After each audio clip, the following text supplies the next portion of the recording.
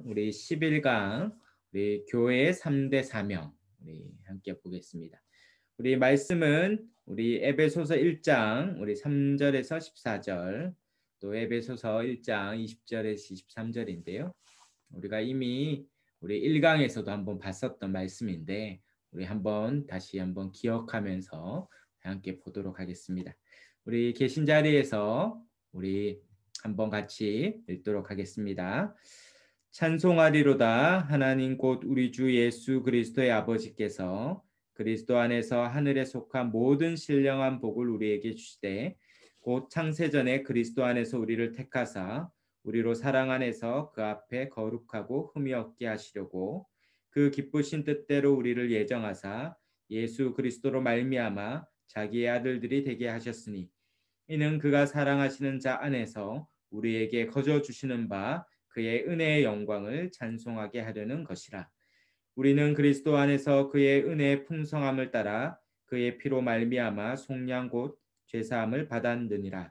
이는 그가 모든 지혜와 총명을 우리에게 넘치게 하사 그 뜻의 비밀을 우리에게 알리신 것이요 그의 기뻐하심을 따라 그리스도 안에서 때가 참 경륜을 위하여 예정하신 것이니 하늘에 있는 것이나 땅에 있는 것이 다 그리스도 안에서 통일되게 하려 하심이라. 모든 일을 그의 뜻의 결정대로 일하시는 이의 계획을 따라 우리가 예정을 입어 그 안에서 기업이 되었으니 이는 우리가 그리스도 안에서 전부터 바라던 그의 영광의 찬송이 되게 하려 하심이라. 그 안에서 너희도 진리의 말씀 곧 너희 구원의 복음을 듣고 그 안에서 또한 믿어 약속의 성령으로 인치심을 받았으니 이는 우리의 기업의 보증이 되사 그 얻으신 것을 속량하시고 그의 영광을 찬송하게 하려 하심이니라. 아멘. 우리 그 밑에 에베소서 1장 우리 20절, 23절도 한번 힘을 내어서 같이 한번 읽겠습니다. 그의 능력이 그리스도 안에서 역사하사 죽은 자들 가운데서 다시 살리시고 하늘에서 자기의 오른편에 앉히사 모든 통치와 권세와 능력과 주권과 이 세상뿐 아니라 오는 세상에 일컫는 모든 이름 위에 뛰어나게 하시고 또한 만물을 그의 발 아래에 복종하게 하시고 그를 만물 위에 교회의 머리로 삼으셨느니라. 교회는 그의 몸이니 만물 안에서 만물을 충만하게 하시는 이의 충만함이니라. 아멘. 아멘.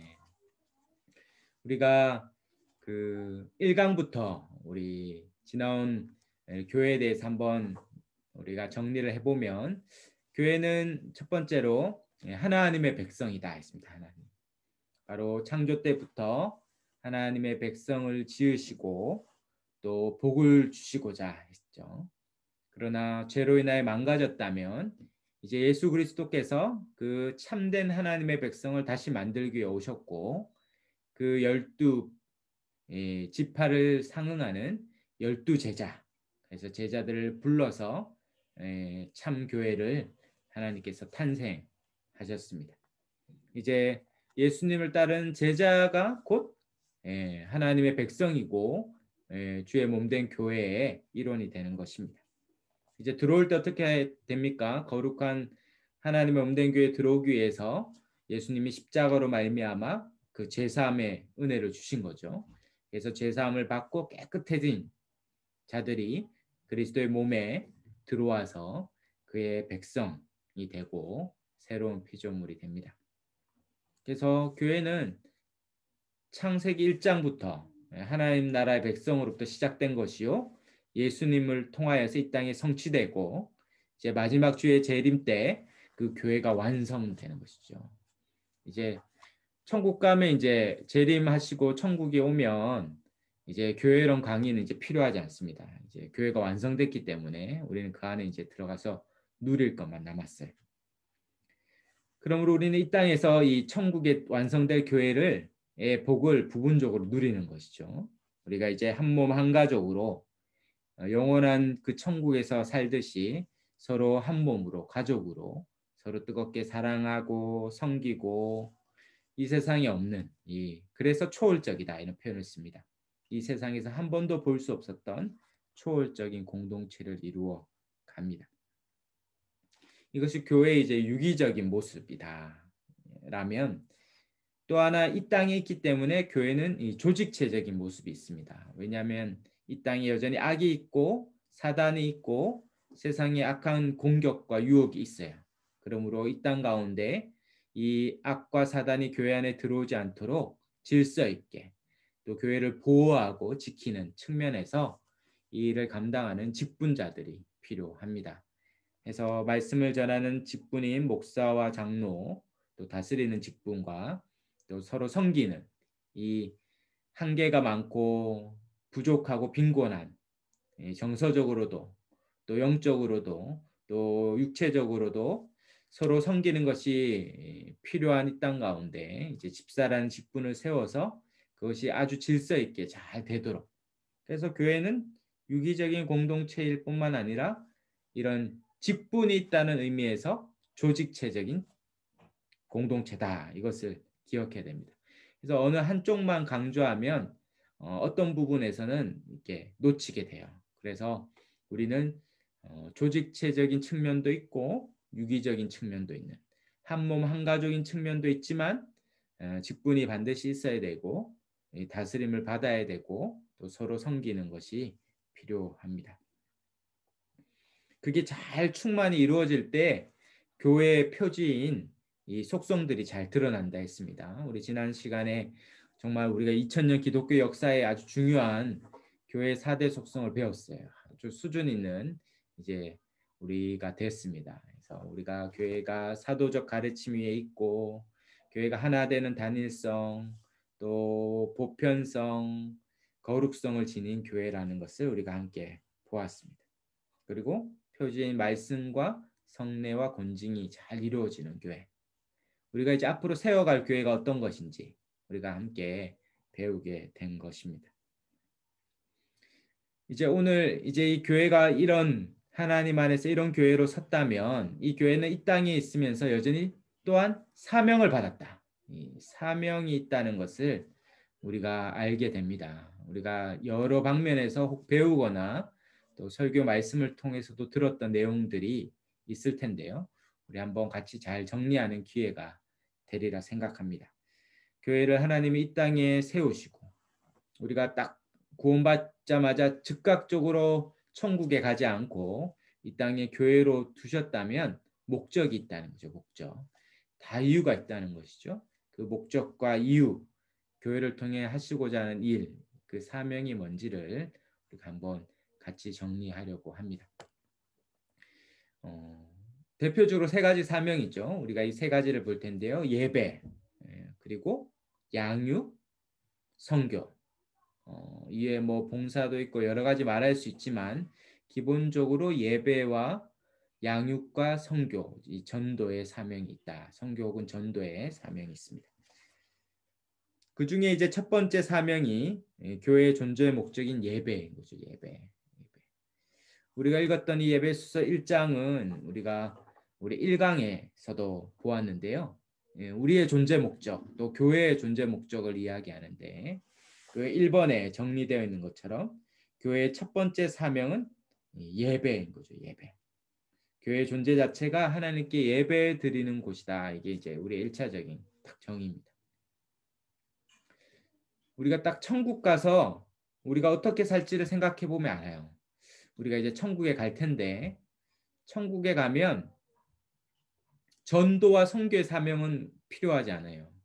왜냐하면 천국은 구원받은 백성으로만 구성된 곳이기 때문에 그곳에서는 더 이상 전도나 선교하지 않습니다. 그러나 그곳에서 영원히 계속되는 게 있는데 그것이 바로 예배인 거죠. 예배.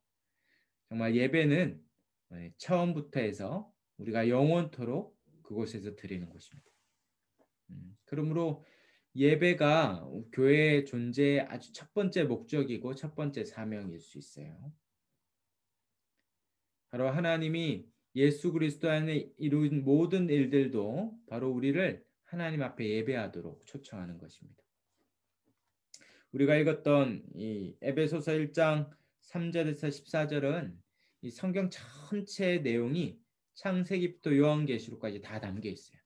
창세기부터 또 타락과 구속과 예수님의 십자가의 구원과 마지막 종말에 이루어질 것까지 이 모든 구원의 역사가 이 에베소 1장에 다 담겨 있습니다. 그래서 너무 심오하고 중요한 본문이에요. 그래서 우리가 1강 때도 잠시 다뤘지만 우리가 한번 보면 거기에 3절에 시작부터 찬송하리로다 이렇게 시작하잖아요. 찬송하리로다. 하나님 곧 우리 주 예수 그리스도의 아버지께서 그리스도 안에서 하늘에 속한 모든 신령한 복을 우리에게 주시되 주셨다. 이 과거형인데요. 하늘에 속한 모든 신령한 복을 주셨다. 이것이 우리의 구원을 설명하는 아주 풍성한 내용입니다. 그리스도 안에서 모든 복을 주셨다는 거죠. 그 복이 뭔지를 이제 몇 가지로 설명하고 있어요. 그 뒤에 4절에 창세전에 우리를 택하시고 태어나니까 얘가 쓸만하니까 택한 게 아니라 우리가 이 땅에 존재하기도 전에 우리를 택했어요. 택하시고 또 우리를 그 앞에서 거룩하고 흠이 없도록 깨끗하게 정말 택하시고 깨끗하게 거룩하게 만드시고 우리를 구원하시며 이 모든 일들을 하시면서 5절에는 기뻐하시고 또 예정하시고 또 아들들이 되게 하셨다 이렇게 돼 있죠.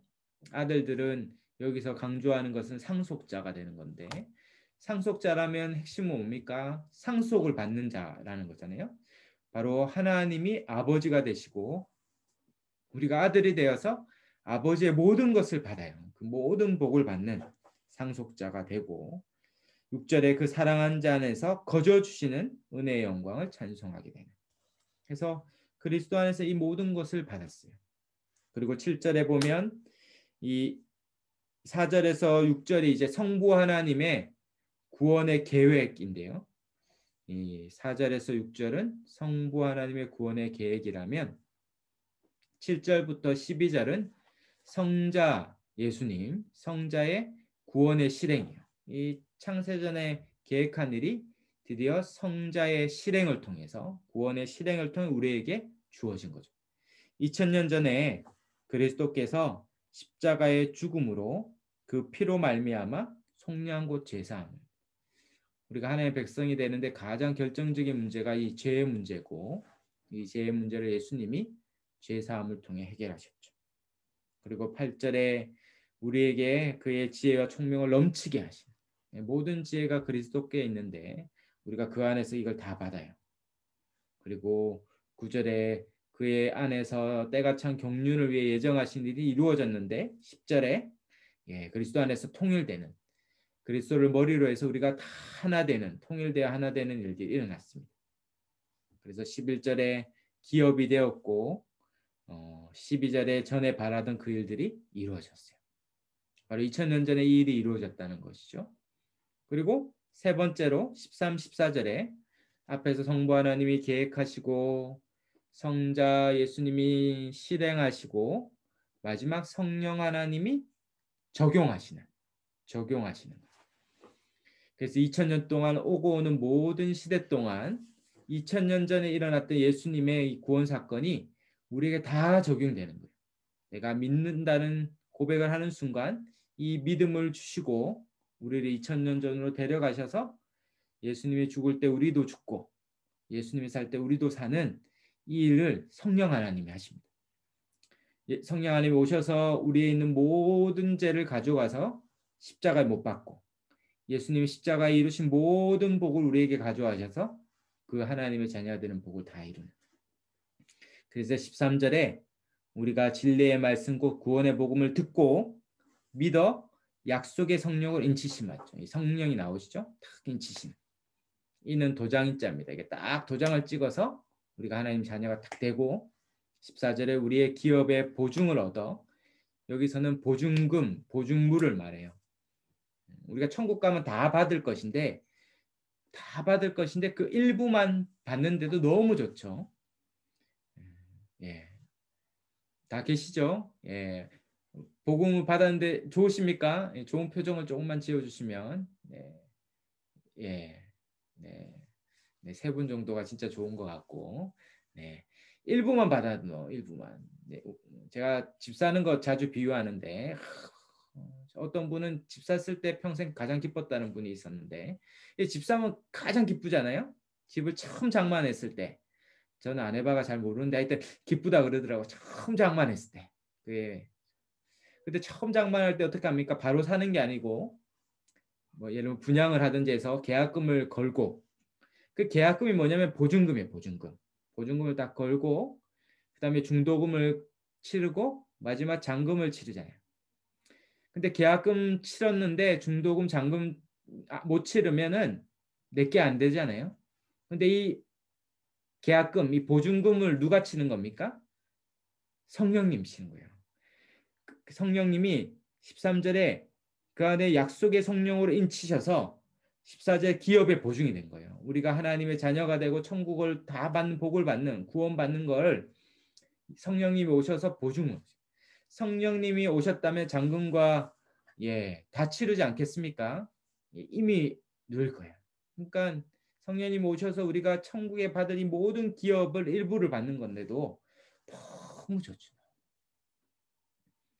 이 첫사랑이라 불리는 예수를 믿었던 그 기쁨, 그게 갈수록 더 커질 텐데, 그러면서 지금도 이렇게 좋은데 우리가 앞으로 천국에 만약에 죽어서 가거나 주님 재림해서 간다면 얼마나 좋을까? 우리가 천국 가는 순간 한 3번 정도 까무라쳤다가 탁 또 깰 거예요. 이렇게 너무 좋다, 너무 좋다. 그게 바로 뭐라고요? 하늘에 속한 신령한 복이다. 이걸 이미 다 주셨다. 근데 이 복이 어디에 부어졌습니까? 에베소 1장 20절에서 23절 우리가 읽었잖아요. 바로 교회. 바로 20절에 예수님이 죽은 자 가운데 다시 살리시고 하늘의 우편에 앉으셔서 21절에 다 다스리고 모든 힘에 뛰어나셔서 22절에 만물을 다 복종하고 이제 다 정리하셨어요. 그리고 만물의 교회가 머리가 되시고 교회는 그 몸이 되어서 23절에 만물 안에 만물을 충만케 하시니까 머리 되신 그리스도죠.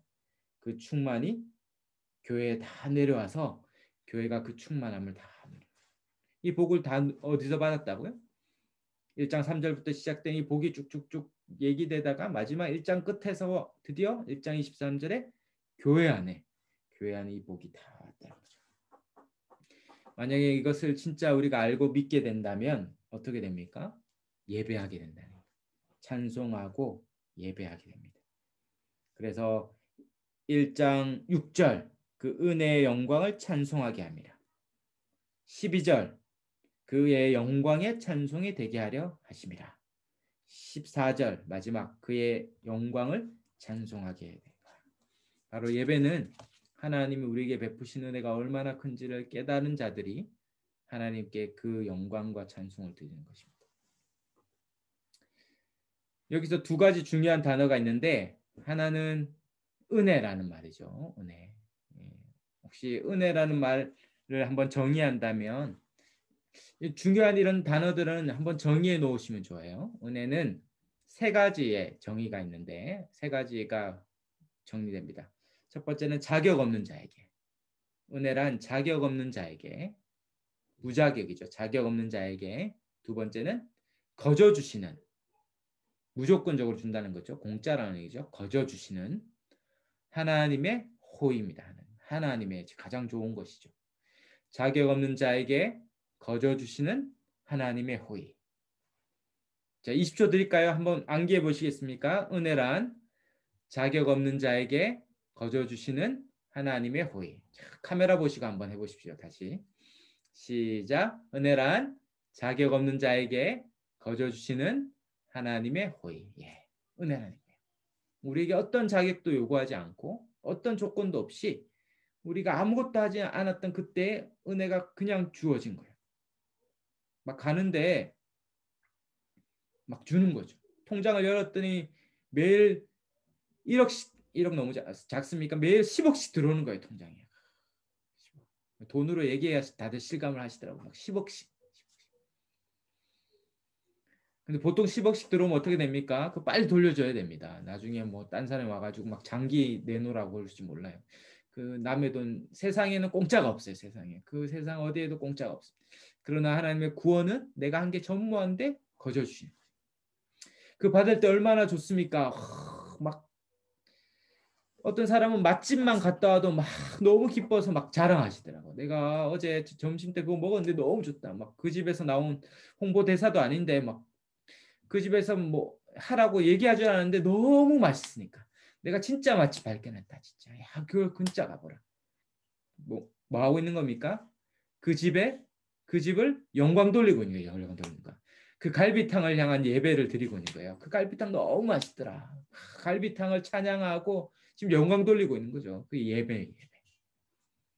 정말 내가 배고파가지고 엉뚱한 집에 간 줄 알았더니 너무 정말 맛있는 걸 먹어가지고 어제 막 백화점 갔는데 폭탄 세일을 해가지고 뭐 명품을 뭐 90% 할인해서 샀다. 그러면 이제 또 그거 자랑해야 되잖아요. 자랑하면 없어 보이는지 모르겠는데 하여튼 자랑하잖아요. 그걸 예배하고 영광 돌리잖아요. 예배. 그래서 영광이란 단어도 오늘 하나 더 정의한 다음에 영광은 하나님의 신적 능력과 은혜의 현현이에요. 현현.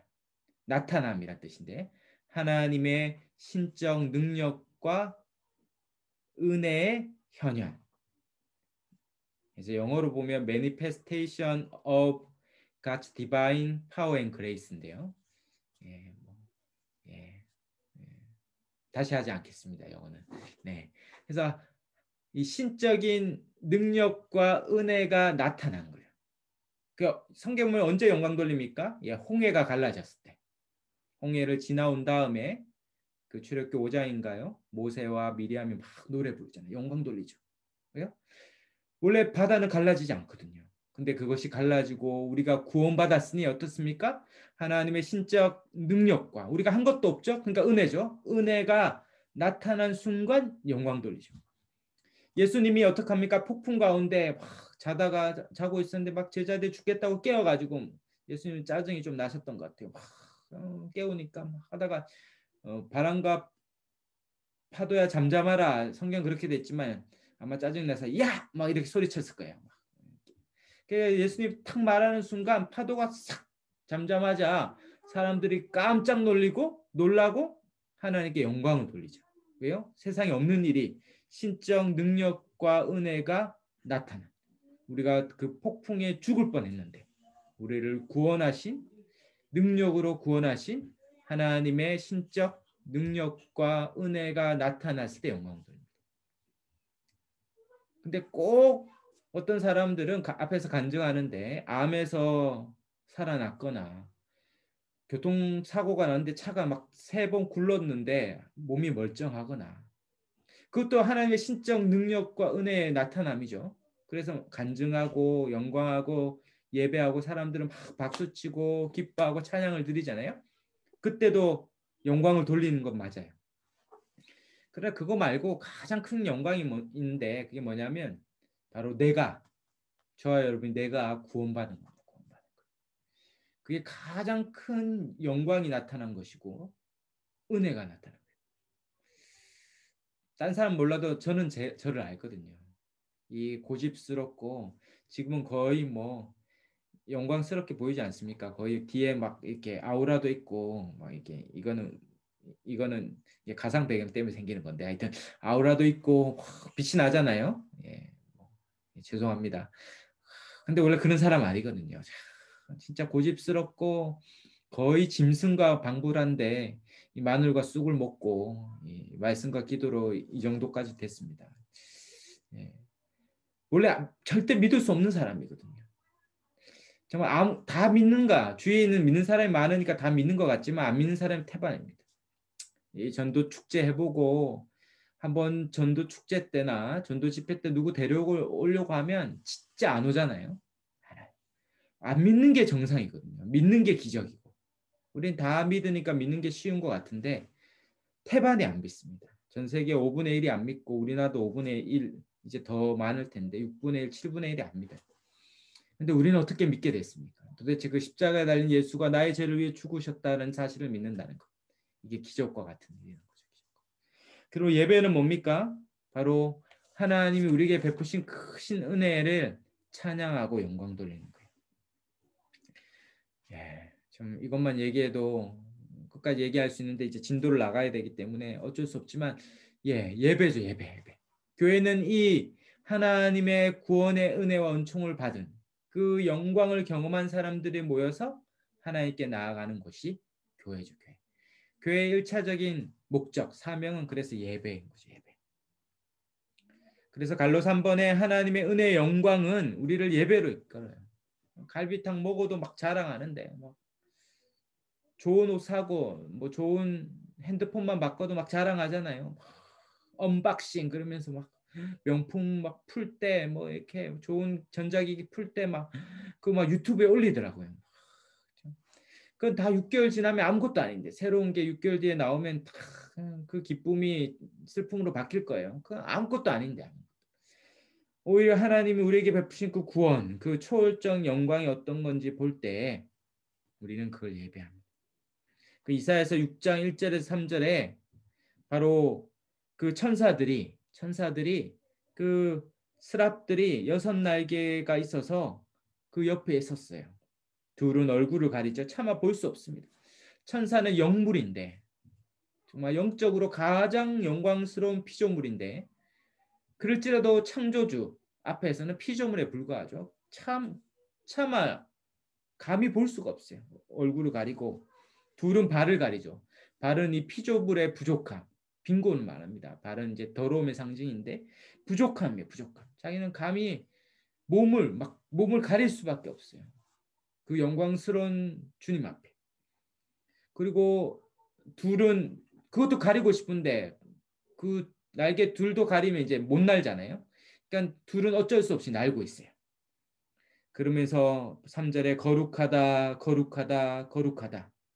이사야서 6장 3절에 만군의 여호와여 그의 영광이 온 땅에 충만하다. 시편 19편 1절에도 하늘이 하나님의 영광을 선포하고 궁창이 그의 손으로 하신 일을 나타내는도다. 정말 오늘 약간 흐렸지만 어제같이 날씨가 화창하고 너무 멋질 때 빛이 찬란하게 비칠 때 탄성이 나오잖아요. 계속 흐린 날이 계속되다가 정말 멋진 하늘 광채를 보면 우리가 탄성이 나죠. 노을을 보면서 탄성을 하죠. 우리가 일출을 보면서 탄성을 하죠. 그러나 그 일출조차도 하나님의 영광을 찬양하는 것입니다. 주님이 하신 일들.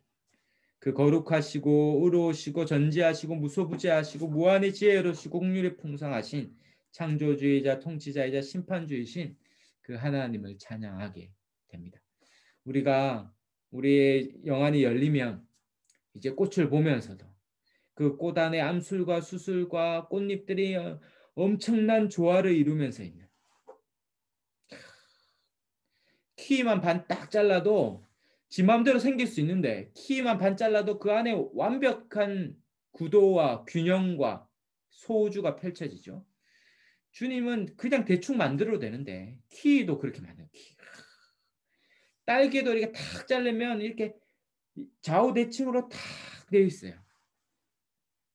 예. 먹고 싶네요, 갑자기. 그렇죠. 세상에 정말 세상 어디에도 아름답지 않은 게 없고 자연에 어디 하는데 신비롭지 않은 거예요. 정말 우리는 교회가 앞바다에 태평양이 앞바다에 펼쳐져 있는데 그 보면서 그 바다 안에 그 광활한 바다 안에 무한한 질서와 풍요로움이 있습니다.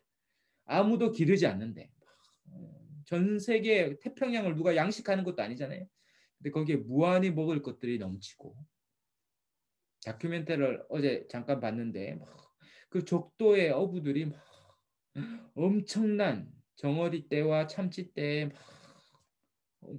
그 자기 거 아닌데 마음껏 먹어도 그치. 그 충만함과 부유함이 하나님께 있죠. 우리가 그 창조 세계 또 그 우주의 신비를 보면서 얼마나 완벽하게 질서가 있습니까? 이 온 우주가 완벽하게 통제되어 질서가 있기 때문에 6년 반을 거쳐서 우주선이 날아가서 화성에 우주선이 착륙하는 거예요. 정말 6년 반 동안 날아가는데 그게 어떻게 날아가서 그 착륙합니까? 인간의 지성이 위대한 게 아니라 이 세계가 6년 반 동안도 아니 수천 년 동안 이 우주가 한 번도 틀어지지 않고 완벽한 질서 가운데 유지되고 있다는 거죠. 피조물인 우리가 창조주, 조물주를 찬양하지 않을 수 없어요. 그래서 나사에 우주 쏘아 올리는 나사에 수많은 이 가장 똑똑한 과학자들이 모여서 하나님을 예배하고 있는 거죠. 그러므로 이 놀라운 말할 수 없는 하나님의 영광 가운데 최고의 영광은 바로 우리를 구원하신, 그리고 교회를 통해 하나님께서 구원을 이루시고 십자가를 통해서 구원을 이룬 거죠. 이것의 가장 절정, 이 모든 것들을 거저 생겼다 얘기하지 않고 하나님께 돌릴 수 있는 이유는 십자가를 통해 우리가 구원받았기 때문입니다.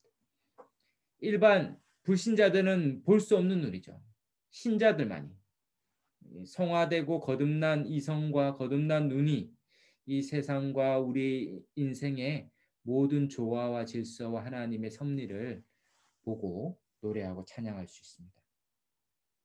그러므로 우리가 복음을 깨달을수록, 십자가를 깨달을수록 더 탄성을 기르고 더 노래합니다. 절대 식상할 수 없고 절대 무미건조할 수 없어요. 첫사랑만 얘기할 수 없어요. 우리가 복음을 더 알고 십자가를 더 알면 알수록 하나님을 더 찬양하고 예배하고 노래합니다. 세상의 지식은 그래요. 세상은 또 뻔한 얘기한다고 앞자리에 앉았던 사람들이 점점 뒤로 오지만 교회는 그렇지 않아요. 교회는 신앙생활 오래 하면 오래 할수록 앞으로 가요. 앞으로. 더 알고 싶다. 더 알고 싶다. 더 앞자리에 가서 은혜 받겠다. 네, 세상과 전혀 다른 일들이 일어나는 곳이죠. 바로 교회가 하나님의 지혜로 충만한 곳입니다. 그래서 큰 이번에 그러므로 예배는 우리, 바로 우리 교회인 우리의 존재의 이유고, 우리가 하나님을 예배 드릴 때 가장 기쁘고 행복하고 우리가 가장 존귀하고 가치 있는 존재가 됩니다. 교회는 구원에서 하나님의 영광의 최절정, 그리고 하나님께 최상으로 예배드리죠.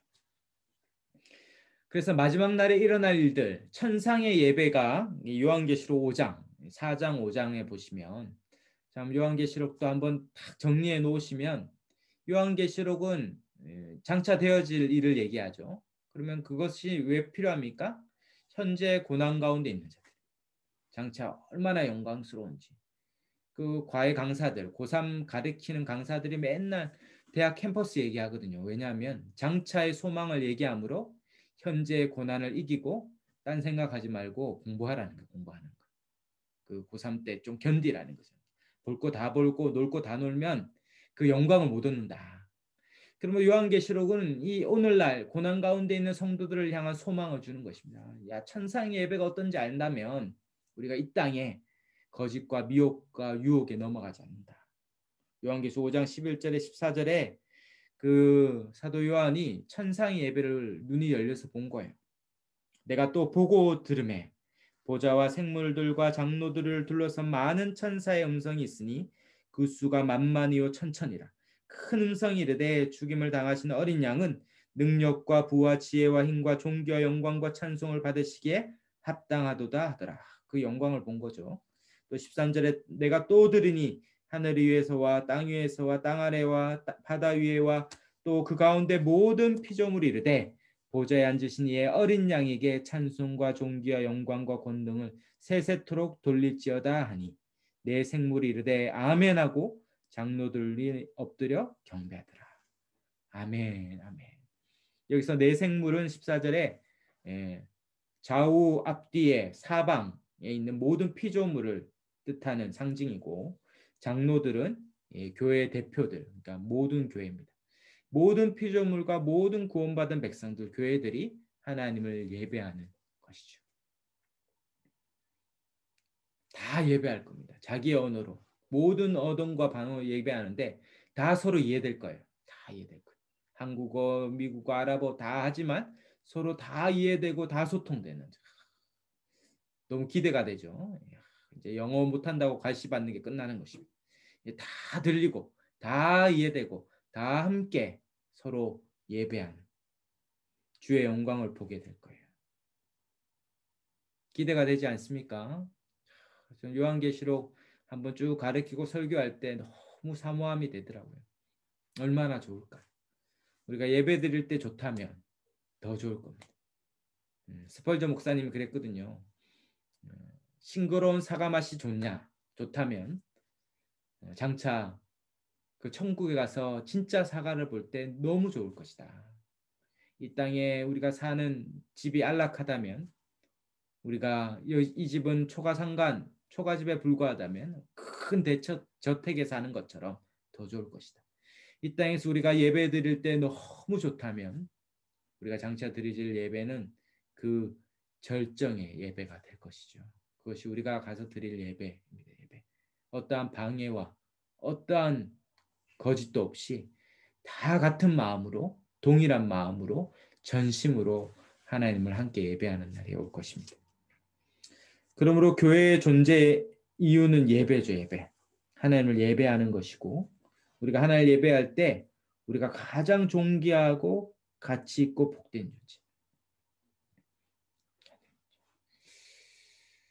우리가 모나리자의 그림을, 우리가 프랑스 루브르 박물관에 있나요?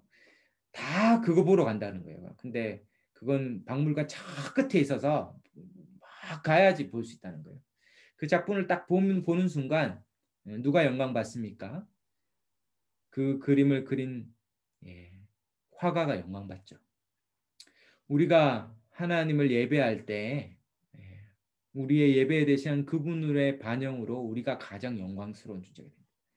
우리가 그분을 드러내는 존재거든요. 그래서 다 함께 모여서 예배하고 말씀 듣고 기도하는 그때 우리의 존재가 가장 영광이 되는 거예요. 모든 사람들이 다 한 곳에 주일날 모여서 정한 시간에 정시에 한 장소에서 다 모일 때 거기에는 빈부노소 남녀 귀천, 거기에는 학벌도 없고 부자와 가난한 자도 없고 많이 배운 자와 적게 배운 자 없어요. 모든 사람이 다 동일한 찬양을 동일한 박자에 맞춰서 찬양하고 다 말씀을 같이 듣는 그 예배가 바로 우리의 존재의 절정이고, 차별이 없고 모든 사람이 동일한 가치로, 동일한 존귀함으로 하나님께 나아가는 절정이 예배가 되는 거죠. 그래서 뭐 모든 게 예배고, 모든 시간이 예배고, 매일이 예배고, 그 다 맞지만, 우리의 삶이 예배고 다 맞지만, 그러나 주일 예배는 너무 중요한 거예요. 그게 우리가 장차 드려질 예배의 가장 큰 모습이거든요. 모든 사람이 정한 시간에, 같은 장소에 같은 시간에 다 함께 하나님을 예배하는 것. 그것이 최고의 절정의 예배입니다. 그것이 교회의 존재 목적이에요. 이것이 교회의 존재의 첫 번째 목적이라면, 두 번째 사명은 더 충만한 예배를 위한 양육이에요. 양육은 예배를 절정으로 드려지기 위해서 다 동일하게 하나님에 대한 지식과 배움을 알도록 함께 양육이 되는 것을 말합니다. 이것도 우리가 앞에서 여러 번 살펴봤던 본문인데요. 우리 같이 한번 읽어볼까요? 에베소서 4장 11절에서 16절인데 다 괜찮습니까? 네. 우리 한번 같이 읽도록 하겠습니다. 시작. 그가 어떤 사람은 사도로, 어떤 사람은 선지자로, 어떤 사람은 복음 전하는 자로, 어떤 사람은 목사와 교사로 삼으셨으니 이는 성도를 온전하게 하여 봉사일을 하게 하며 그리스도의 몸을 세우려 하심이라. 우리가 다 하나님의 아들을 믿는 것과 아는 일에 하나가 되어 온전한 사람을 이루어 그리스도의 장성한 분량이 충만한 데까지 이르니 이는 우리가 이제부터 어린아이가 되지 아니하여 사람의 속임수와 간사한 유혹에 빠져 온갖 교훈의 풍조에 밀려 요동하지 않게 하려 함이라. 오직 사랑 안에서 참된 것을 하여 범사에 그에게까지 자랄지라. 그는 머리니 곧 그리스도라. 그에게서 온몸이 각 마디를 통하여 도움을 받음으로 연결되고 결합되어 각 지체의 분량대로 역사하여 그 몸을 자라게 하며 사랑 안에서 서로 스스로 세우느니라. 아멘. 여기 보면 하나님이 11절에 사도로, 선지자로, 복음 전하는 자, 목사, 교사, 우리가 직분하면서 다 말씀에 관련된 거죠. 이 말씀을 잘 전함으로 어떻게 됩니까? 12절에 성도가 온전해지고 봉사일을 서로 말씀으로 섬기는 거예요. 서로 말씀을 잘 알도록 서로 섬김으로 그리스도의 몸, 교회가 서는 것입니다. 그래서 13절 모두가 다 하나님의 아들을 믿는 것과 아는 일에 하나가 되어 온전하게 되어서 그 목표가 뭡니까? 그리스도의 자연성한 분량까지 충만해지는, 다 한 사람도 없이 같은 지식과 알을 가지고 자라가는. 그래서 다 견고하게 쓰는 거죠.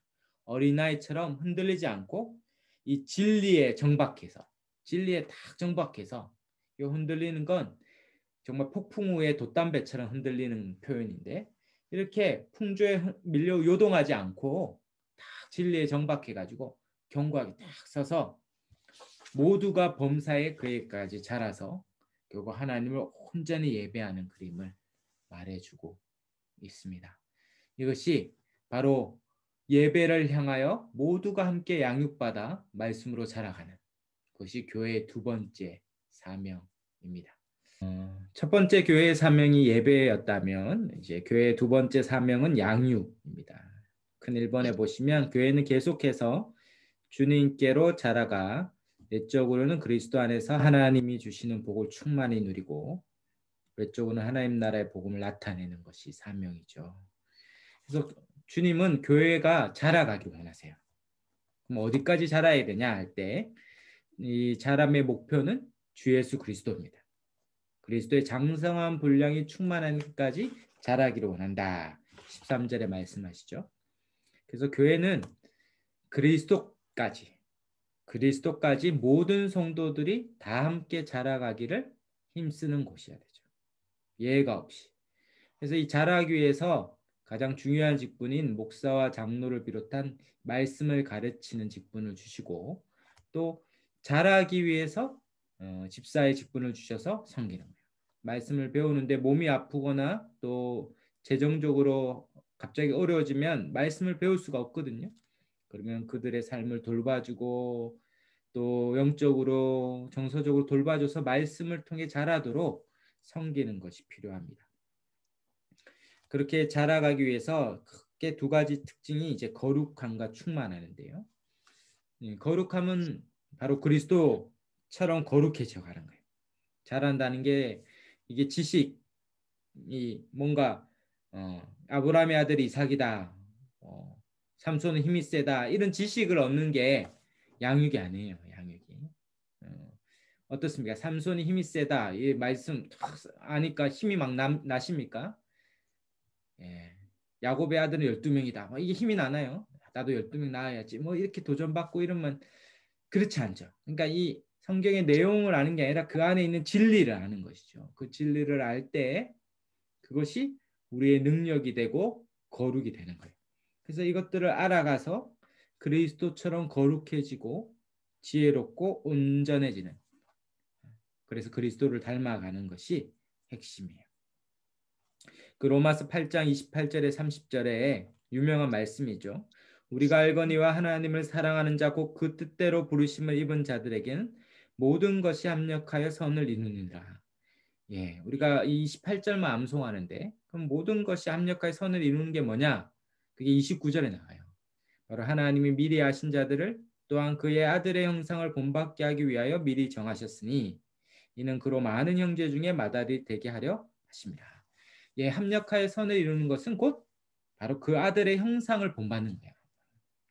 하나님이 우리를 부르신 이유는 합력하여 선, 곧 그리스도를 닮아가도록 우리를 구원하신 거예요. 그래서 목표와 목적이 있는 부르심인 것이죠. 그래서 30절에 미리 정하신 그들을 또한 부르시고 부르신 이들을 또한 의롭게 하시고 의롭다 하신 이는 영화롭게 하시는, 우리를 부르신 하나님은 우리를 그리스도와 닮아가기까지 우리를 쉬지 않고 우리를 온전케 하기 위해 양육하신다라는 겁니다. 그렇게 그리스도를 닮아 거룩해질 뿐만 아니라 또한 충만해지죠. 그리스도 안에 있는 모든 충만한 복을 우리에게 나와서 우리는 그리스도로 인하여 단 하나의 불만족이나 하나의 부족도 없는 완벽한 충만함, 그 복을 누리도록 하십니다.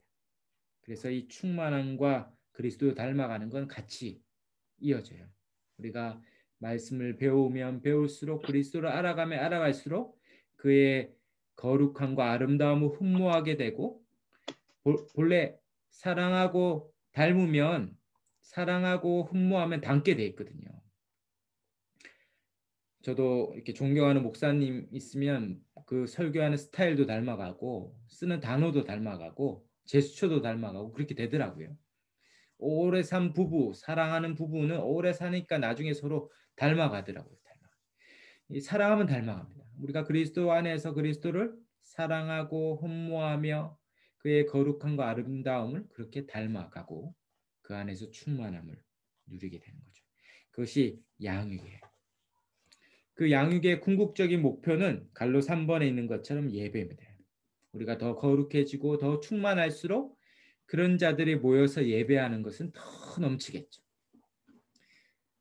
어떤 예배는 참 안타깝더라고요. 막 어떤 사람은 졸고 딴짓하고 분잡스럽고 딴 생각하는 게 딱 보여요.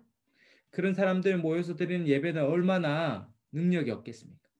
근데 어떤 예배는 그 말씀에 대해서 모든 사람이 전심으로 한 구절도 한 마디도 놓치지 않으려고 전심으로 듣고 한 사람도 예 없이 마음을 다 들여서 찬양하고 정말 전심으로 합심하여 기도하는 만약에 거기에 뭐 100명이든 200명이든 1000명이든 50명이든 그 모인 사람들이 동일한 그리스도를 향한 사랑과 같은 마음과 열망으로 예배드리고 있다.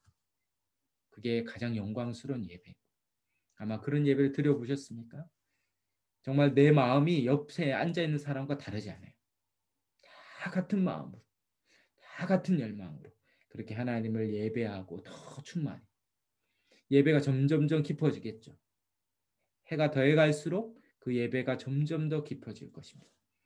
그러므로 그 예배를 향해 양육을 해가는 것이죠.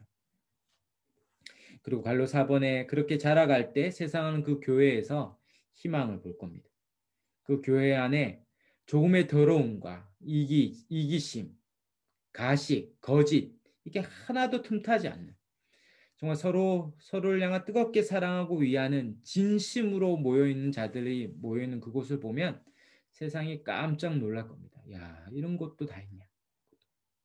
그것이 바로 이 세상, 고통과 난임과 분열, 얼마나 분열되어 있습니까? 정치적인 견해로 인하여서 가정 안에서도 분열되고 부부 관계조차 분열되는 이런 말도 안 되는 일이 있는데 모든 차별이 다 없어지고 모든 분열이 다 없어지고 그리스도를 향하여서만 다 한마음과 한뜻이 된 사람들이 모여 있다면 이 세상의 소망이 될 것이죠. 그것이 바로 이미 시작된 천국인 이 유토피아, 바로 이것이 교회가 세상의 소금. 그러므로 세상을 향해 우리가 이제 선교 전도도 하겠지만 기본적으로 교회적이에요. 교회적. 개인이 나가서 직장이나 이웃 사람에게 복음도 전하지만 기본적으로 복음 전도는 교회적입니다. 사도행전 2장에 그들이 함께 모여 예배하고 함께 서로 양육하며 날마다 모여서 양육을 했잖아요. 그들이 날마다 모여서 함께하는 모습을 보면서 그들을 친송하고 구원받는 자들이 날마다 더해집니다. 자칫 교회가 그런 모습이 아닐 때 전도했다가 오히려 더 실망하는 경우면 얼마나 안타깝습니까? 그러면 우리가 교회가 되는 것은 복음 전도의 가장 전제가 되는 것이죠.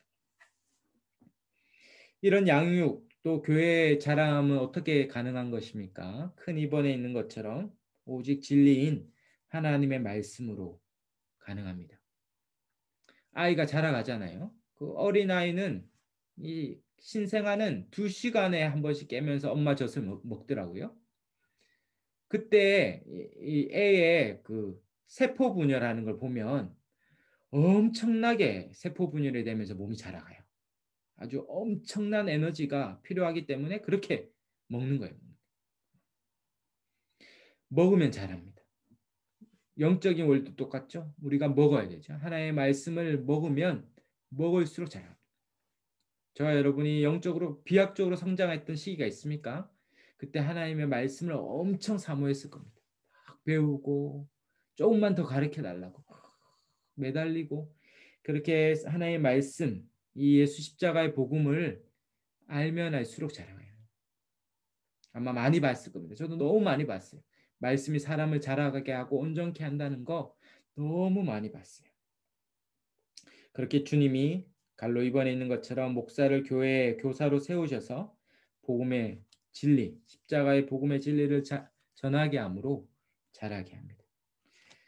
이런 말씀을 맡은 직분자뿐만 아니라 피차 가르친다 했어요. 피차. 골로새서 3장 10절에 보면 그리스도의 말씀이 너희 속에 풍성히 거하여 모든 지혜로 피차 가르치며 권면하고 시와 찬송과 신령한 노래를 부르며 감사한 마음으로 하나님을 찬양하고.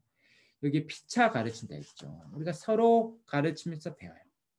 서로 목사가 가르치고 또 목사가 다 가르칠 수 없는 그런 곳곳마다 말씀을 맡은 교사와 목자들이 가서 막 가르치면서 충만해요. 그래서 갈로 3번에 보면 이것이 얼마나 열심히 했든지 교회 초기에 이 헬라파 과부와 히브리파 과부 이 문제들이 생겼을 때 어떻게 했습니까? 사도행전 6장에 보면 오로지 기도하는 일과 말씀 사이에 힘썼다. 이 4절에 이 사도들은 그러면 이제 앞장서서 이 문제를 해결하려고 발벗고 뛰어드는 게 아니라 더 분주한 것들을 줄이고 말씀에 전력을 다하고 또 섬기는 직분자들을 세워서 일곱 집사라 불리는 섬김자를 세워서 이 일들을 감당하게 했습니다. 말씀이 교회를 온전하게 한다는 것을 온 성도들이 이 일을 기뻐했습니다. 또한 사도 바울이 이 에베소 장로들과 이 고별 설교라고 불리는 이 사도행전 20장에 보면 사도 바울이 계속해서 얘기하는 건 내가 하나님의 모든 말씀을 다 또 항상 충분히 가르쳤다. 모든 말씀을 전했다. 이 모든의 원리죠.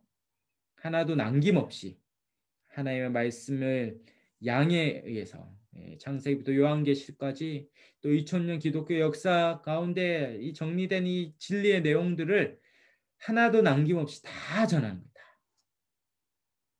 양에 있어서도 질적인 측면에서도. 그리고 항상 시킵니다. 항상 할 수 있는 기회를 하여튼 만들어서 할 수 있는 한 가르침의 빈도 횟수에 항상 지켰어요. 제가 한번 이렇게 계산해 봤거든요. 사도 바울이 2년 6개월 동안 에베소에 있으면서 예를 들어 아침 9시부터 뭐 오후 한 3시, 그 당시에는 한 오후 3시 정도 가르쳤다 보면 하루에 한 6시간 가르쳤으면 더 가르칠 수도 있는데 그 6시간 곱하기 하니까 제가 더 분발해야겠더라고요. 지금도 이게 줌으로 한다는 게 대단하죠. 지난주에 끝냈어야 되는데 이게 더 가르쳐야 되니까 내용이 남아가지고 지금 11주자 뭐 저희 여러분은 뭐 어쩔 수 없죠. 제가 하니까 막 하고 뭐 이렇게 하여튼 13주 할 수 있는데 12주로 끝나는 게 아쉽긴 하지만 다음번에 13강도 만들어야겠다 이런 생각이 드는데 하여튼 할 수 있는 한 다 가르쳐요. 기회가 있는 한 가르쳐야 돼. 그래서 바울이 어떻게 합니까? 내가 다 가르쳤다. 그래서 너희에 대해서 너희의 피에 대해서 내가 깨끗하다. 저도 진짜 할 수 있는 다 가르쳐서 하나님과 우리 성도들 앞에서 내가 할 수 있는 다 가르쳤다 얘기할 때까지 할 수 있는 간 가감없이 남김없이 전하고자 합니다. 다 가르치니까 마지막에 어떻게 얘기합니까? 내가 이제 더 이상 전할 것이 없이 이 가르친 그 말씀에 너희를 맡긴다. 말씀이 너희를 지키고 인도할 거다. 이렇게 고백할 만큼 그렇게 목사와 목사의 위임받은 리더들, 말씀의 사역자들을 세워서 가르칠 겁니다. 하나의 말씀을 혼잡게 하지 않고 있는 그대로 가감없이 가르쳐야 하는 것이죠. 이 갈로 4번, 특별히 갈로 4번의 내용이 중요한데요. 한 지역교회에 속한 교회는 다 지역교회입니다. 이 여러분과 저가 속한 이 지역에 있는 교회죠. 이 지역교회는 모든 성도들이 함께 한 말씀을 배워서 믿음의 순종함으로 온 교회가 함께 자라가야 돼요. 이 말씀의 지식에 차이가 나면 안 됩니다. 에베소 4장 13절에 있는 것처럼 모든 성도들이 믿는 것과 아는 일에 하나가 돼요. 믿는 것과 아는 일에 차이가 생기면 교회가 그때부터 문제가 생기고 분열이 생겨요. 어떤 사람은 성경적 교회로 이렇게 배우고 어떤 분은 안 배웠는데 또 어떤 분은 복음의 기초를 배우고 안 배우고 복음 강의를 듣고 안 듣고. 벌써 만약에 들은 분과 안 들은 분들이 1년만 지나도 지식의 차이가 생겨요. 배운 사람은 배운 것들에 기초하여 살고 그것들을 말하고, 그걸 안 배운 사람은 그만큼 현격하게 모르기 때문에 말해도 더 모르죠. 가진 자는 더 가지고 없는 사람은 있는 것까지 빼앗깁니다. 그래서 교회는 차이가 생기고 그로 인해 분열이 생겨요. 그러므로 교회는 어떻게든 하나님의 말씀에 대한 지식과 믿음이 차이가 생기지 않도록 한 마음과 한 뜻이 되도록 힘써야 됩니다. 지식의 분열이 교회의 분열을 낳습니다. 그래서 와야 돼. 함께 배우기에 힘써야 됩니다. 그렇기 때문에 배우고 혹 못 배운 분들 있다면 가서 알려줘야 되죠. 내가 배우고 모르는 사람들에게 알려줘서 교회가 믿는 것과 아는 일 하나가 되도록. 그래서 그렇게 배우고 양육이 될 때 갈로 5번에 있는 것처럼 성도의 교제가 더 깊어집니다. 이제 성도의 교제를 단순히 이렇게 차 마시고 밥 먹는 이 정도로 생각하지 말고 한 말씀 가운데 같은 복음에 대한 지식과 알므로 하나됨으로 서로 교제하는, 말씀으로 함께 교제되고 양육되는 것들을 생각해야 합니다. 말씀을 배운 자가 가르쳐주고, 그래서 함께 지식이 하나 되고 믿음이 하나 되고 온전해지고, 아마 모르긴 해도 이것을 배운 분들은 뭔가 이렇게 연대가 될 거예요. 이게 교회가 어떤 것인지 이미 이 배운 걸 무시 못 하거든요. 한 주에 거의 2시간씩 12강을 다 배우면 엄청난 시간이거든요. 그리고 어떤 분은 로마서도 배우고 복음도 배우고 성경의 맥도 배우면서 이 배우면서 이미 말하는 표현이나 교회를 대하는 자세, 태도 이런 것들이 전혀 달라지기 시작했어요. 그러면 이미 그 안에서 성도의 교제가 일어납니다. 그 안에서 아는 지식이 서로를 더 깊이 한 몸 되고. 왜 우리가 하나 되지 못합니까? 그 하나 되면 어떤 의미인지 모르는 거죠. 우리가 한 몸이라는 게 어떤 의미인지 모르는 거예요. 만약에 이것을 배우고 알았다면 우리는 점점 더 서로 한 몸으로 섬기고 각자 받은 은사로 섬기고 하나 되기를 힘쓰게 되는 거예요. 그것이 바로 성도의 교제고 자라나는 거예요. 이제 서로 섬기게 되어 있어요. 서로를 정말 온전케 하기 위해서 서로 섬기고 서로 자라기 위해 수고합니다. 세상은 자기를 높이고 그래서 막 부리려고 하죠. 높은 위치에 부리려 하지만 예수님이 이야기하시죠. 마가복음 9장에도 얘기하죠. 으뜸이 되고자 하는 자는 섬김이 되고 종이 되어야 된다.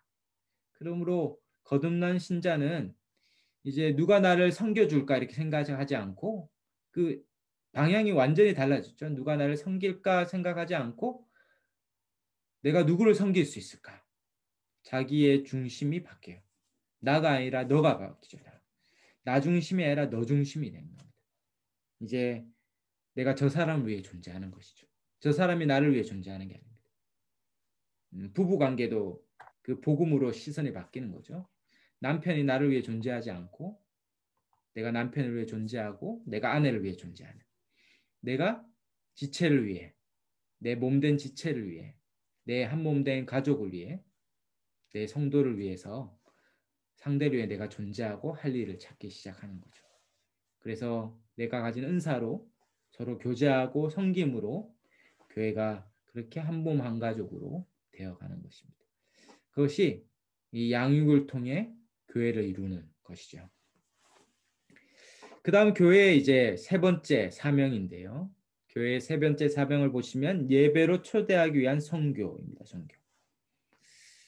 예, 선교는 단순히 독립적으로 준비하지 않고 하나님이 모든 민족으로 모든 족속으로 예배를 받으실 주가 되시기 때문에 그들을 예배로 초청하기 위해 우리는 선교하고 전도하는 것입니다. 우리 마태복음 28장 18절에서 20절인데요. 우리 유명한 지상 대위임령이라고 불리는 건데 우리 한번 같이 힘차게 한번 읽도록 하겠습니다. 읽겠습니다. 시작. 예수께서 나와 말씀하여 이르시되 하늘과 땅의 모든 권세를 내게 주셨으니 그러므로 너희는 가서 모든 민족을 제자로 삼아 아버지와 아들과 성령의 이름으로 세례를 베풀고 내가 너에게 분부한 모든 것을 가르쳐 지키게 하라. 볼지어다 내가 세상 끝날까지 너희와 항상 함께 있으리라 하시니라.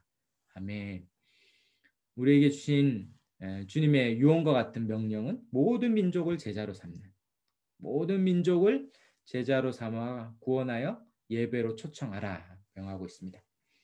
사도행전 1장 8절도 보시면 오직 성령이 너에게 임하시면 너희가 권능을 받고 예루살렘과 온 유대와 사마리아 땅 끝까지 이르러 내 증인이 되리라 하시니라.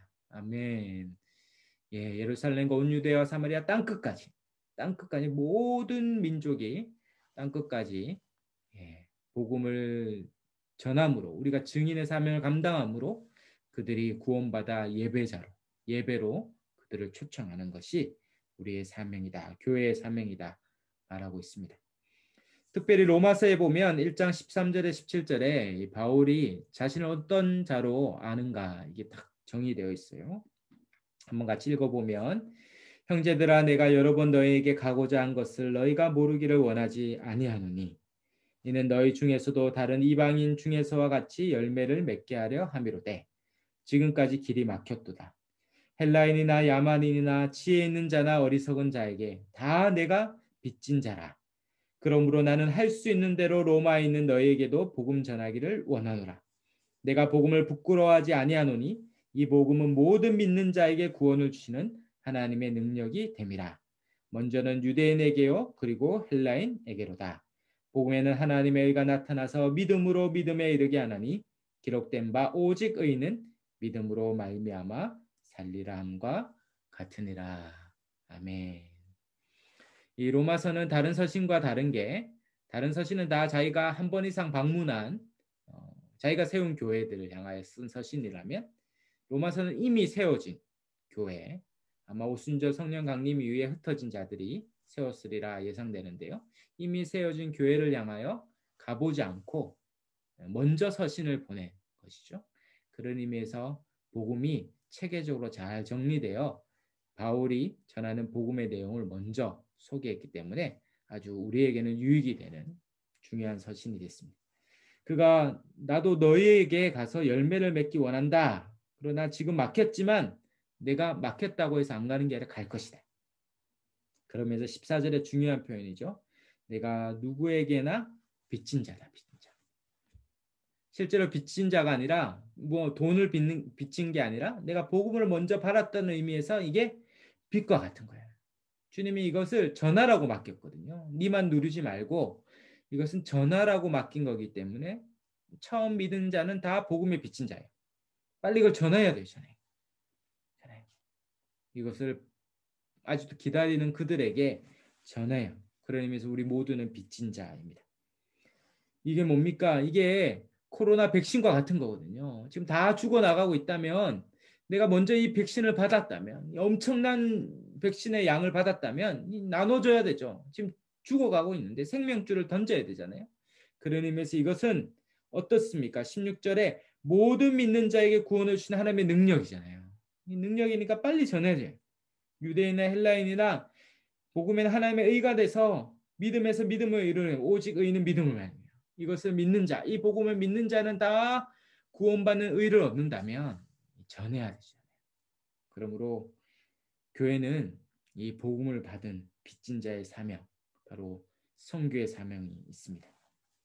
우리 같이 정리해 본다면 1번의 교회의 세 번째 사명은 선교입니다. 선교 혹은 전도는 교회가 연례적으로 한 행사나 사역의 일부분이 아니에요. 그것은 하도 전도를 안 하니까 좀 전도를 각성시키기 위해 하는 거지 전도는 우리의 일상의 사명이고 우리의 존재의 사명입니다.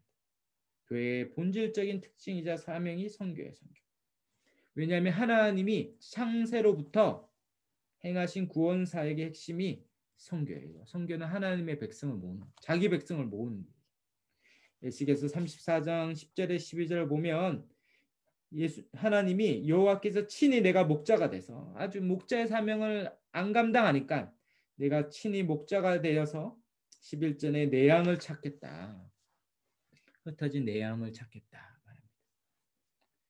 그래서 흩어진 양을 찾는 목자와 같은 것이죠. 갈로 이번에 그렇게 하나님이 자기 백성을 불러 모으는 선교를 위해서 찾다 안 되니까 자기 아들인 예수님을 목자로 이 땅에 보내셔서 그가 참된 목자로서 잃은 양을 찾으시는 거죠. 그래서 요한복음 10장 14절 16절에 예수님이 스스로 자신을 향하여 나는 선한 목자다. 내가 양을 알고 양도 나를 아는 것이 아버지가 나를 아시고 내가 아버지 아는 것 같이. 얼마나 아는 겁니까? 성부와 성자가 아는 것만큼 내가 양을 알아서 그 양을 위해 목숨을 버리기 위해 십자가에 죽기까지 자기 양을 모으시기 위해 이 땅에 오신 거죠.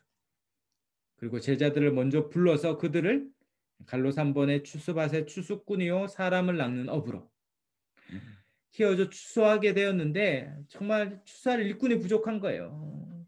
신천지는 진리를 가지고 거짓인데도 막 추수꾼을 막 보내잖아요. 세상에 보내야 되는데 자꾸 교회에 보내서 문제가 있는데 우리는 이 복음을 모르는 세상에 그 휘어져 추수화된 그곳에 빨리 가서 그들을 건져내야 되죠. 사람을 낚는 업으로 죽어가는 그 영혼들을 건져내야 됩니다. 제자는 스승이 하는 일을 하는 자라면 그가 참 제자인 것은 스승의 가는 길, 양을 위하여 생명 다했던 목자처럼 작은 목자로 가야 합니다. 그래서 이를 위해 갈로 4번에 예수님이 제자들을 부르시고 마지막에 최종적으로 마지막 승천 직전에 마태복음 28장에 세상 끝날까지 너희와 함께 있을 테니 가서 모든 족속을 제자를 삼으라. 땅끝까지 증인이 되라. 이 대위임령, Great Commission이라고 하는 이 지상 대위임령, 지극히 높은 명령이죠. 이 대위임령을 주셨어요.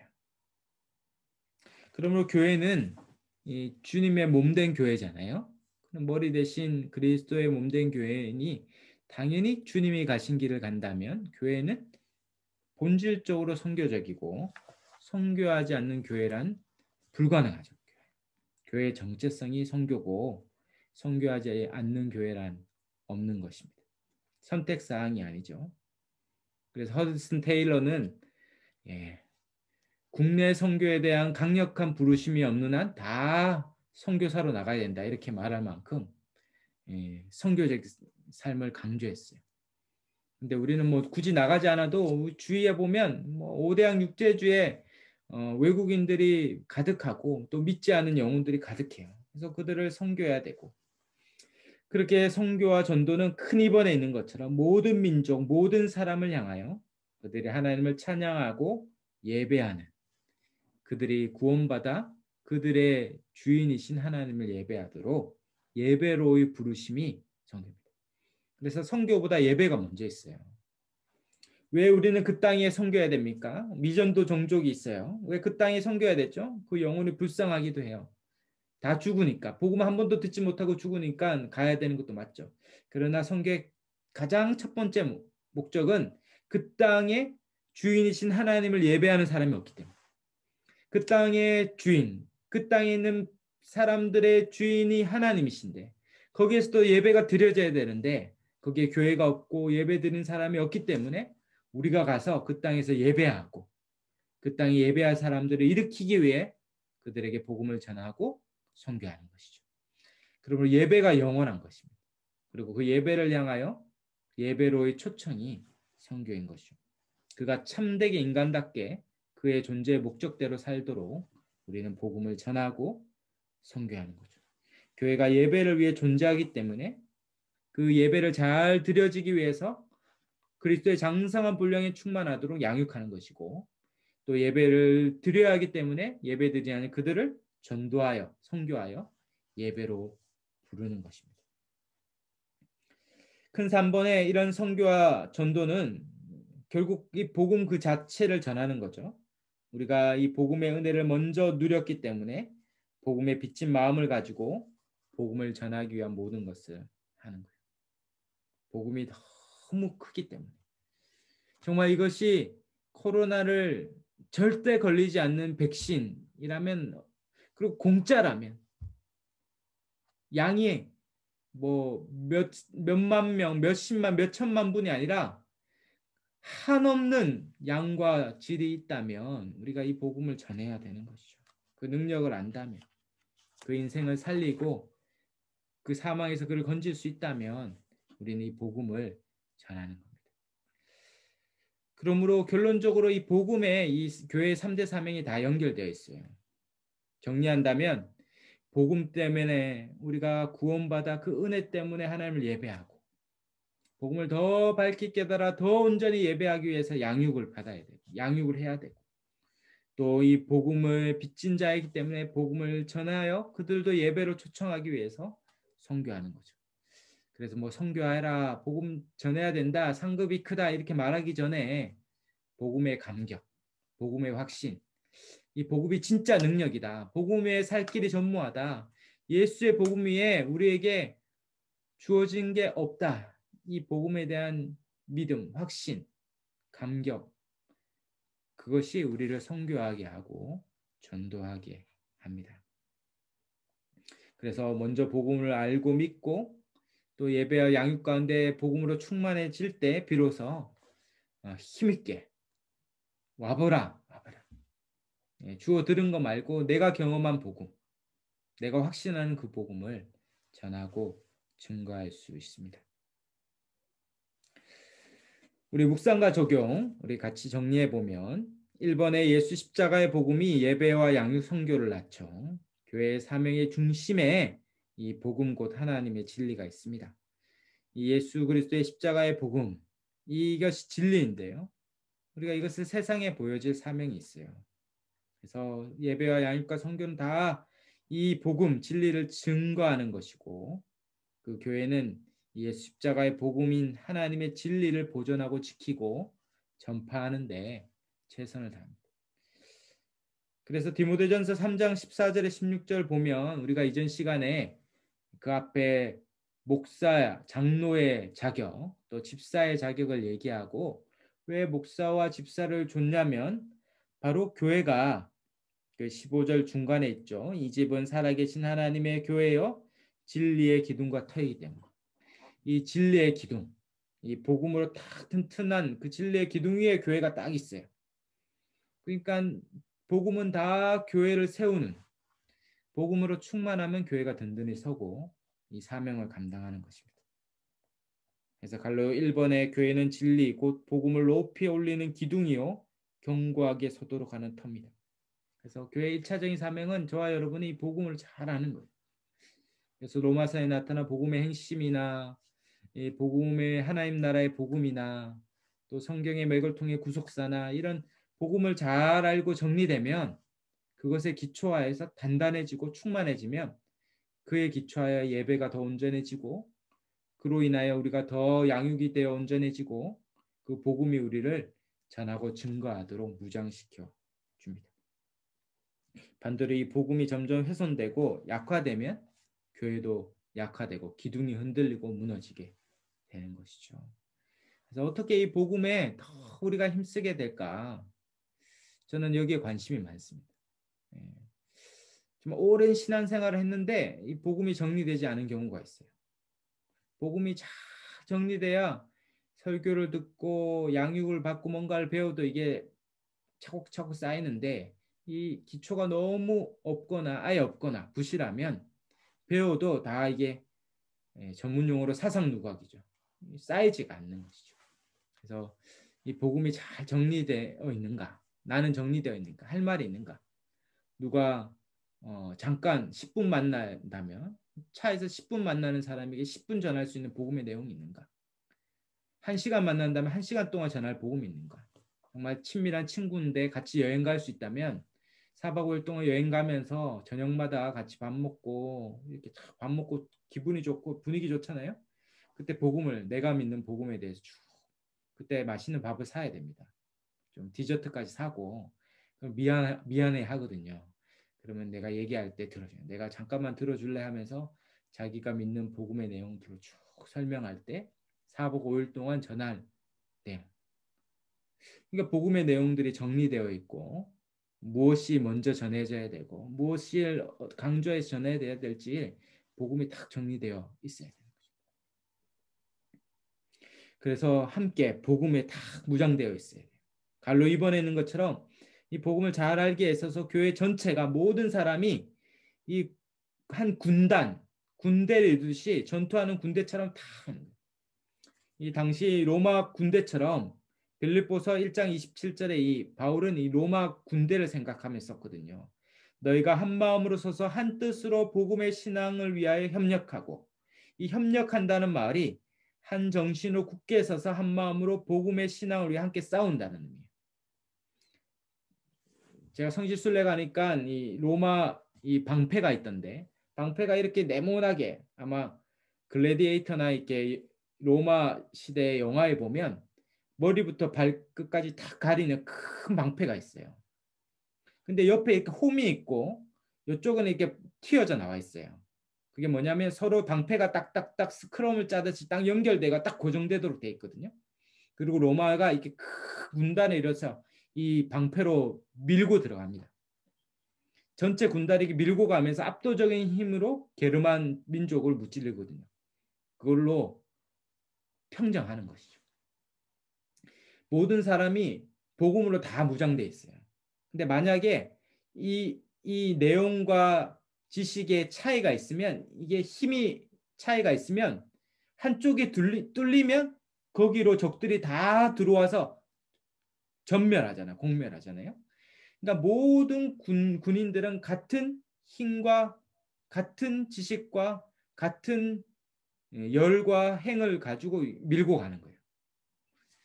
교회가 그리스도를 믿는 것과 아는 일에 하나가 된다는 그런 의미가 있습니다. 모든 성도들이 하나님에 대한 지식이 하나가 되어 있을 때 절대 사단이나 이단이 뭐 꿈도 못 꾸죠. 그리고 그 한 지식 안에 하나 되어 있는 것은 아주 엄청난 힘이 있습니다. 그게 단 10명, 100명일지라도 강력한 힘을 지니고 있죠. 그것이 한 마음과 한 뜻으로 세상을 향해 갈 때 세상이 감당치 못할 사람들이 되는 것이죠. 그러므로 우리가 함께 이 복음이 무엇인지 서로 경고하게 하는 거예요. 그리고 그 아는 지식 밑에 갈로 3번에 있는 것처럼 1차적으로 복음의 선교의 대상이, 양육의 대상이 다음 세대가 돼요. 다음 세대. 교회는 다음 세대의 복음을 그대로 진리를 전해주므로 2000년 동안 한 번도 교회는 쇠하지 않았어요. 다음 세대의 복음을 전수하는 것에 실패하지 않았기 때문이죠. 근데 그것이 한 개인이 아니라 교회적으로, 교회 전체가 같은 지식 안에 자녀를 함께 교회적으로 키웠기 때문에 그 지식 안에 자녀들이 믿음 안에 잘 자라갔던 것입니다. 그런데 어느 순간 이 주일학교라는 것이 생기면서 이것이 문제가 생겼어요. 이 주일학교는 2000년 기독교 역사에 주일학교 역사는 100년이 안 됩니다. 1900년 동안은 주일학교가 없었어요. 교회가 이렇게 자녀들을 모아서 집단적으로 가르치지 않았다는 거예요. 교회는 다 모든 세대가 예배를 드리고, 그리고 이 복음에 대한 지식은 가정에서 소요리 문답이나 16세기 종교개혁 때부터 소요리 문답을 만들어서 아이들에게 가르치고 전하는 일들을 했습니다. 그렇게 교회는 그렇게 하나 되어서 자라갔던 것이죠. 자라갔던 것이요. 그러므로 우리가 다음 세대에 우리 교사들, 교육자들 헌신하고 있지만 그걸로 부족해요. 거기에 다 맡길 수 없습니다. 교회 전체의 지식들이 다음 세대에 잘 전달될 수 있도록 온 교회 성도들이 함께 지식을 알고, 성도들이 먼저 알아야 돼요. 어른들이, 부모 세대가 그걸 알고 부모들이 그걸 가르치고 서로 가르치고, 그래서 함께 지식의 공유가 일어나서 그대로 복음의 내용이 전수되도록 일해야 됩니다. 저는 개인적으로 여기 관심이 많습니다. 그래서 UCT 교리문답이라고 이런 것도 같이 가르치고 저희 자녀들에게도 전문용어로 마루타인데 막 실험적으로 해보고 있어요. 그래서 이게 어떻게 자녀들에게 전수될 수 있는가 이런 고민이 있고, 또 그런 마음이 있는 성도들과 함께 서로 연구 모임을 하고 그것들을 실제 실행해 보려고 합니다. 이렇게 해서 다음 세대가 지식이, 부모가 아는 그 복음의 지식이 전해져야 돼요. 근데 문제는 부모가 복음의 지식이 정리가 안 돼 있으면 다음 세대는 도대체 어디에서 배우겠습니까? 주일 1시간 예배, 10분 분방 공부 여기에 맡기겠습니까? 불가능한 거예요. 다음 세대가 공멸할 수 있습니다. 우리의 자녀 세대가 이 허약한 한국교회의 이 주일학교 교육이 오늘날 허약한 한국교회를 만들고 있는지도 모르죠. 괜찮겠습니까? 10년, 20년 뒤 한국교회는 안전하겠습니까? 우리 다음 세대가 우리의 어른 세대가 됐을 때 한국교회의 새로운 부흥의 세대가 되겠습니까? 예, 자신할 수 없다면 방법을 바꿔야 돼요. 전적으로 들어가서 아이들에게 이 세속의 물결, 이 진화론과 비진리와 이 동성애와 이 엄청난 세속의 압박을 이길 수 있도록 이 영유아 유치, 이 초등학교 저학년 때부터 복음의 경고에서 키워야 돼요. 어릴 때부터 이 진리의 지식을 알려줘서 그들의 사고하는 패턴, 그들이 생각하는 패턴을 진리의 내용, 이게 시간이 좀 갔지만 그 이렇게 언어의 장애가 있는 분들이 왜 지식을 획득하는데 어렵냐면 단어의 한계가 있기 때문에 그래요. 우리는 노랗다, 옐로우라는 노랗다라는 단어를 노랗다라는 것만 아는 게 아닙니다. 노란색뿐만 아니라 놀이끼리하고 놀이스물하고 누리끼리하고 누렇고 이게 다 다르거든요. 어감도 다르고 느낌도 다르고 색깔도 달라요. 근데 이거를 다 수화로 표현하기가 쉽지 않죠. 그러므로 지식의 내용이 온전히 전달되는데 한계가 있는 거죠. 무슨 말이냐면 이 지식의 단어의 내용, 지식의 내용, 교리, 복음의 진리의 내용이 이 어릴 때부터 있으면 그걸로 자기의 삶과 정체성과 세상을 해석하는 개념이 되는 거예요. 그러면 세상을 해석하고 자신을 해석하고 이웃을 해석하면서 온전한 그리스도인으로 성장하게 됩니다. 그러므로 어릴 때부터 어린아이에 맞게 지식의 내용, 이 믿음의 지식과 진리의 내용들을 알려줄 필요가 있습니다. 한번 뉴시트 교림답이라고 한번 검색해 보시면 이미 서구에서는 이에 대한 고민들을 하고 우리가 미국 선교사들의 복음을 듣고 왔는데요. 미국 교회의 전철을 10년 정도 이렇게 쫓아가고 있어요. 10년 늦게. 그들은 이 과정, 이 세속화의 과정을 거치면서 새로운 대안들을 막 만들어내고 있거든요. 우리도 배워서 우리는 그 시행착오를 걷지 않고 지금부터 우리 자녀들에게 믿음을 전수해야 됩니다. 이를 위해서 큰 입원에 있는 것처럼 이 예배가 중요해요. 우리 자녀 세대와 온 성도들이 함께 공예배를 온전히 드리고 한 마음으로 드릴 수 있도록 정말 이 분위기부터 갈로 이번에 더 온전하고 충만한 예배가 드릴 수 있도록 정말 이게 경축하는 공동체가 돼야 되거든요. 하나님을 경배하면서도 축제와 같은.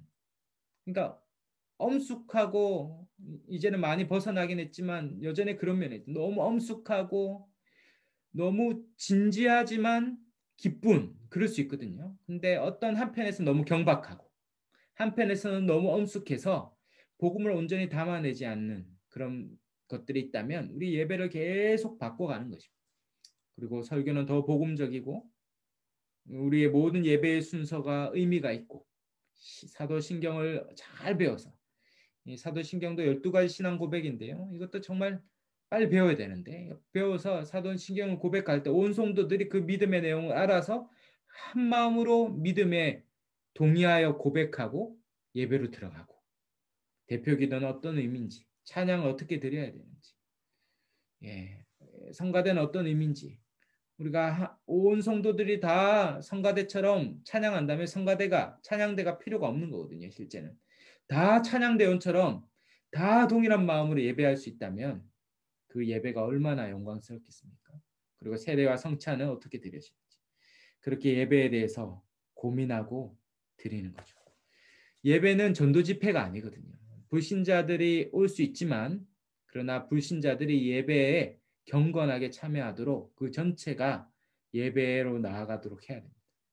그리고 복음적이고 그래서 그 전체 분위기 성령의 임재 가운데 불신자들이 압도당하여서 그 복음 안에서 그 막다른 골목에서 믿을까 안 믿을까를 요청받는 그런 예배여야 하죠.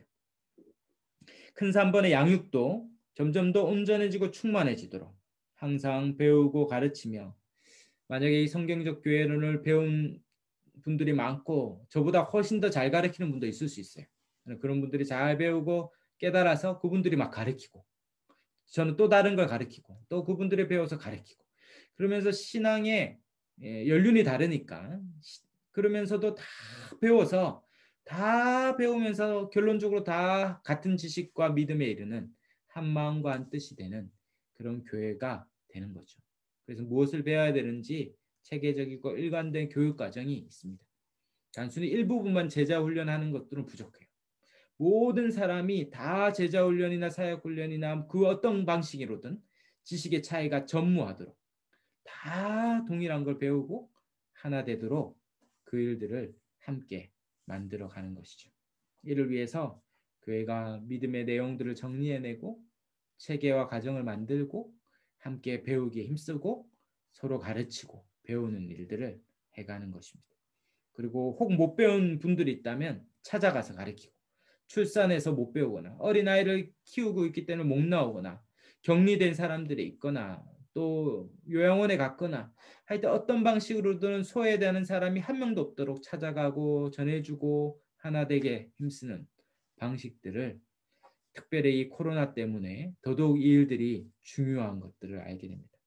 그리고 마지막 교회는 선교하고 전도하는 곳으로 이 확실한 이 복음이 은혜로 전해지도록 교회에 모든 사람들이 이 복음을 들을 수 있도록 이것들을 아이디어를 만드는 거죠. 이게 교회 전체적으로 하는 뿐만 아니라 그 안에서 직업군에 따라서 지역에 따라서 그 상황과 환경에 따라서 아주 창의적이게 아주 다양한 전략을 가지고 해줄 수 있습니다. 예술가들은 자기 예술 작품들을 전시하고 또 음악가들은 공연을 하고 그러면서 복음을 전하고 자기의 동료들을 초청하고 이런 다양한 방식들이 있을 수 있죠.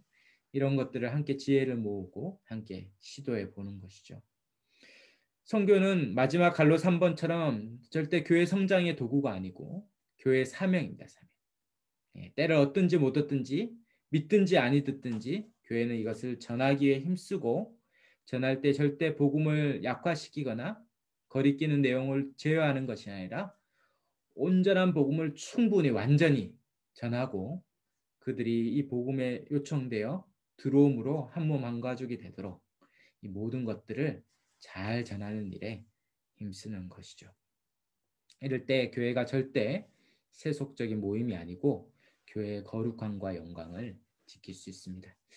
우리 예배와 또 예배로 온전히 드려지기 위해 양육을 위해 힘쓰고 또 예배로 초청하는 이 선교와 전도에 우리 사명을 감당함으로 저와 여러분이 속한 우리 몸된 교회가 정말 하나님이 기뻐하시는 영광스러운 그 충만한 교회가 다 되시기를 주의 이름으로 축원합니다.